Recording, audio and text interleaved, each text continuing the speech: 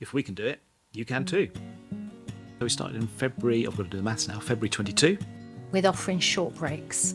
They were very planned, and the children were already in care, the young people were in care. So we've seen probably 40 or 50 children come through our doors over the last 2.5 years. The children that come to stay with us in our care, they gain an understanding how another family lives, that the way that they've experienced an upbringing isn't the only way. There's been some real surprises. I think when we started, I was quite nervous about certain things. So you were a primary school teacher, so you were fine with that age range, and I was fairly familiar with that age range too, and I was worried maybe about teenagers. But actually, some of the fun we've had with the teens has been fantastic, and I'm almost now happier with teens and working with them. Yes, I'd echo that. I thought I wanted to do babies, and we have had some babies. The youngest child we've had has been 5 weeks, but we've also gone right through to 16, and we will have more teenagers now. And that fear actually was really misplaced. Teenagers are great. They're just misrepresented, I think.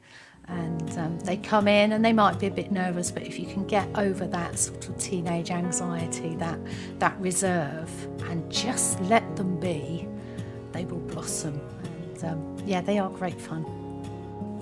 It's really interesting however much training you do, there's so much more to learn, and pretty much every time a child walks through the door you learn something new or try a new technique or something like that. It's just really interesting and challenging. We had a fantastic social worker who trained us and saw us through.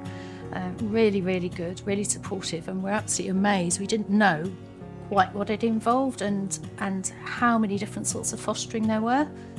And I don't think we've ended up doing perhaps what we had in mind at the start at all, because we weren't really aware of all the other sorts of fostering.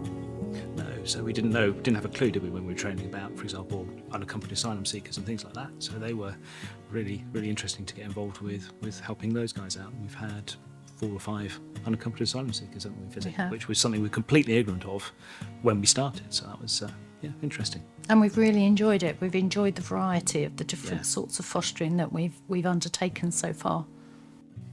It's a journey and it's a process, and everybody is a little piece of that young person's journey.